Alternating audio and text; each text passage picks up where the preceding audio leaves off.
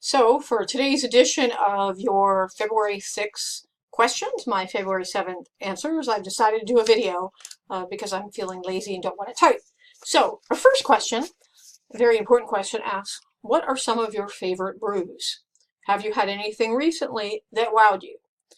Now, I'm not quite sure how this connects to EGS 301, except I know we talked about that Anheuser-Busch commercial and I mentioned beer.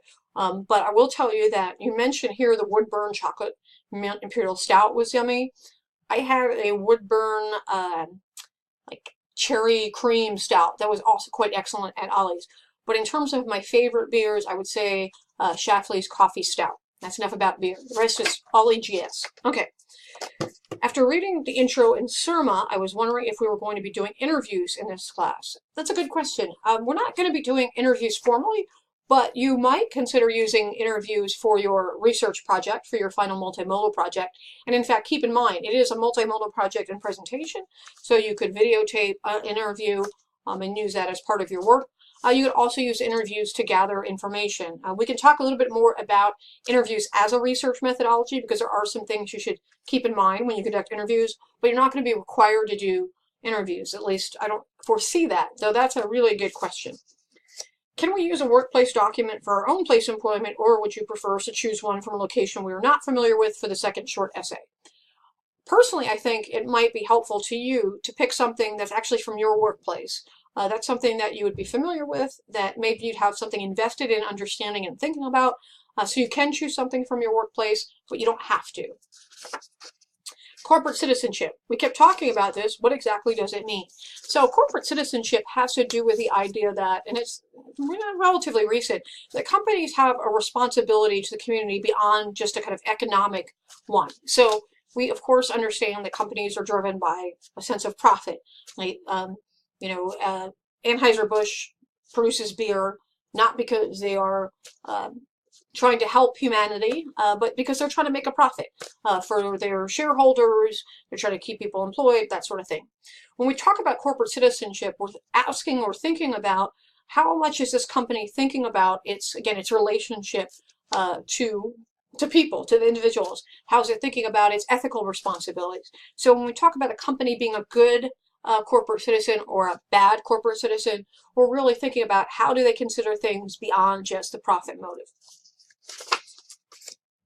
Would my jobs orientation pamphlet work for a workplace document? Yes, of course it would. Again, you want to make sure you have something that has enough substance, that if you're going to write about it, that it's, gives you enough material, but most certainly that would work.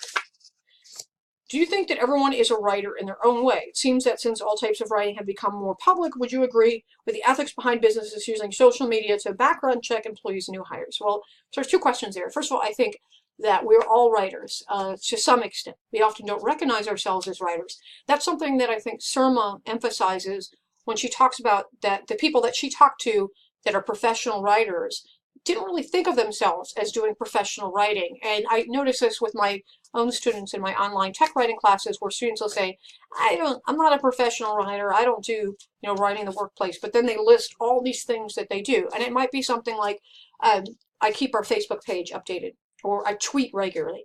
Well, those are forms of writing. Now, again, obviously writing something like a novel or a poem or a corporate, annual report, those are different types of genres, but they're all writing. So yeah, I would absolutely think that everybody is a writer, that we engage in writing all the time. We just often don't recognize it as writing. The question of companies using social media for their background checks and also to monitor their employees once they're employed is a really interesting and complicated one. Years ago when I first started teaching resumes and cover letters, and social media was just starting to percolate, I would warn students about that. Be careful what you put on your Facebook profile, or in this case, it was MySpace. And some students were like, well, why? I don't understand.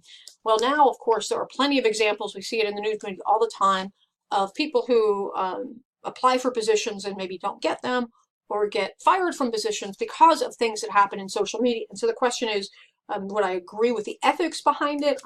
That's more of a personal question from my perspective, but I can say that as an employee of Miami University, I do think about the kinds of things that I put out on social media, and that, sometimes I may not put something there because I am thinking about my relationship to my employer. So it's a very, very complicated question, one we can talk a lot more about, I think.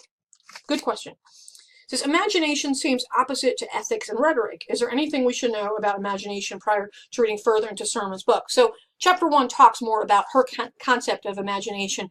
And she, for those of you who studied literature and think about a kind of 19th century imagination, she talks about kind of the contrast between her ideas of imagination and that. And so I don't see imagination and ethics as being opposed. And we'll definitely talk more about this next week. So there's a lot more I can say about that. For a paper, should there be an average number of sources? Not necessarily. I think, for some papers and for some topics, you're going to need more sources than others. And so I don't want to just say, oh, you've got to have at least 5, you've got at least 7. But you have to be able to answer a question thoroughly and thoughtfully. And I try to give you resources for the kinds of issues we're addressing, but there's lots of others out there. So I don't necessarily have a minimum, but you can always ask me and say, hey, I'm looking at this. If you only have 1 or 2 sources, that's probably not going to be enough. If you have 20, you're probably going to be overwhelmed. So we can, again, talk more about this. All right, so I think that is it for the questions. I'm just looking at the rest. I had gone through these earlier. I want to thank you very much for your participation. If you have questions, let me know. If there's something I didn't address thoroughly here or something I can, confused you even more about, please let me know. Otherwise, I hope you have a great day. And please, so that I know that you've watched this video, hit like.